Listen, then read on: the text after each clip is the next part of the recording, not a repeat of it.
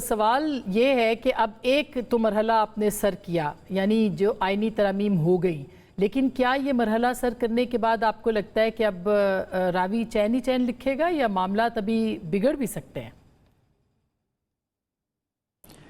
नहीं, देखें, ये जुडिशरी की हद तक तो मामला अब चैन ही लिखेंगे। उसकी वजह ये है कि जुडिशल स्ट्रक्चर जो है हमारा, या जो सिस्टम है, उसमें इम्बैलेंस था।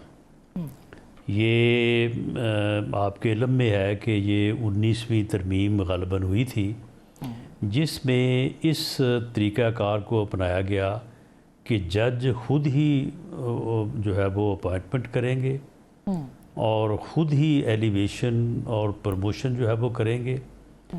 तो उससे फिर मामलात ये हुए कि एक तो जजेस की एलिवेशन में बहुत सारे एतराज़ात जो है वो सामने आए, और फिर दूसरा ये है कि इस चीज़ की वजह से ग्रुपिंग हुई, और वो ग्रुपिंग इस इंतहा को पहुंची कि फिर एक दूसरे की इज़्ज़त वक़ार का भी ख्याल जो है वो नहीं रखा गया।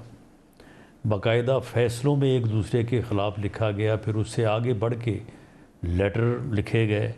लेटर जो है वो जिसको लिखा गया वो उसे बाद में पहुंचा, पहले मीडिया को पहुंचा, फिर जो है वो पार्लियामेंट को जो है वो अटैक इस तरह से हुआ कि आइन जो है वो रीराइट किया जाने लगा। कानून जो है वो पार्लियामेंट के असेंट होने से पहले जो है वो सस्पेंड होने लगे, और उनके ऊपर अमल जो है वो रोक दिया गया। फिर यहाँ तक भी हुआ कि बाज़ सूरतों में ऐसे स्टे जारी किए गए कि जिससे जो है वो हुकूमत का फंक्शनल होना, पार्लियामेंट का फंक्शनल होना जो है वो रोका गया। हुकूमतों की तब्दीलियों में जो है वो बाकायदा तौर पे जो है वो अमल दखल जो है उसको रवा रखा गया। प्राइम मिनिस्टर्स को 58(2) भी पार्लियामेंट ने उसे ख़त्म कर दिया, लेकिन जुडिशरी ने उसको जो है बहाल कर दिया। तो ये एक पिछले 5-7 साल की एक पूरी दास्तां है कि जिसके ऊपर फिर अब जो है वो पार्लियामेंट ने जो है वो एक मौसर जो है वो आइनी अमेंडमेंट जो है वो करने का फ़ैसला किया। राना साहब, इसका ये फैसला आपकी बात करते दुरुस्त है वक्त कि इस बात का ख्याल रखा गया कि कंप्लीट बैलेंस किया जाए, बैलेंस।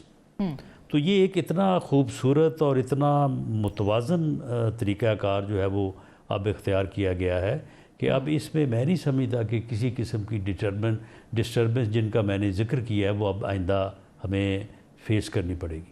लेकिन ये बिल्कुल आपकी बात सही है कि मुतालबा पुराना था, मगर इसकी जो टाइमिंग है उसके ऊपर एतराज़ बहरहाल मौजूद है। ख़ास करके ख्वाजा साहब ने हमारे प्रोग्राम में 2 महीने पहले कहा कि हमें पता चल रहा है कि कुछ जजेस ये बात कर रहे हैं कि अक्टूबर आएगा तो हुकूमत को घर भेजा जाएगा, और फिर उन्होंने फ्लोर ऑफ द हाउस कल कहा है कि उनके पास ये सुनी सुनाई बातें नहीं हैं, बल्कि कुछ लोगों ने ये पैगामात पहुँचाए हैं। क्या वाकई ऐसी बात थी, पैगामात पहुंचाए गए थे, और ये खौफ या ख़तरा अपनी जगह पे था जो सबब बना इस पूरे मामले का कि हुकूमत घर जा सकती है? देखिए, हमारे पंजाब में ना अगर कोई आदमी किसी गांव में बहुत फसादी हो, जो खुद भी झगड़ालू हो और लोगों को भी आपस में लड़वाता हो, और किसी वक्त भी उसकी फसाद के अलावा जो है उसकी और कोई जो है वो अपना उसका रुख ना हो, तो उसके मतलब एक कहावत है कि लोग कहते हैं कि इसके करीब तो कब्र भी नहीं होनी चाहिए। ये जो पीटीआई है ना, पीटीआई जो है एक ऐसा टोला, एक ऐसी जमात, एक ऐसा इंतशार है कि इसकी मुखालफत तो बुरी है ही है, इसकी हमायत जो है ना वो भी अच्छी नहीं है, उसका भी नुकसान है। ये हुआ ये है कि जो ख्वाजा साहब ने बात की है, इससे पहले उन्होंने ये बात की वजाहत भी की थी। ये दरअसल पीटीआई के लोगों ने ये बात शुरू की आज से कोई 4 महीने पहले कि जी बस अक्टूबर का इंतज़ार कर लें, छोड़ें बाकी सब बातों को, हमारी बात हो गई है। और सैयद मंसूर अली शाह साहब ने कहा है कि बस जी मैं आते ही फिर इनका जो है ना वो धरन तख्ता कर दूँगा। हालांकि ये बात गलत थी। मंसूर अली शाह ऐसे जज नहीं हैं। उन्होंने कभी ये बात नहीं की होगी, लेकिन इन्होंने उस बात को इस अंदाज से किया कि उसके ऊपर फिर आपको पता है कि मीडिया में और सोशल मीडिया में फिर बातें होने लगती हैं, फिर उसकी कहानियाँ बनती हैं। तो वो एक ऐसी चीज़ हुई है जिसमें मैं तो ज़ाती तौर पे समझता हूँ, क्योंकि मैं मंसूर अली शाह साहब को जानता हूँ। वो चीफ़ जस्टिस थे अपना पंजाब में, लाहौर हाई कोर्ट में। मैं उस वक्त लॉ मिनिस्टर था, उनसे मुलाकात रही है। तो वो बड़े ही इंडिपेंडेंट जज हैं। वो ठीक है, फैसलों में कुछ भी हो, यानी आदमी अपनी राय कायम कर सकता है, लेकिन ही इज़ इंटायरली इंडिपेंडेंट जज।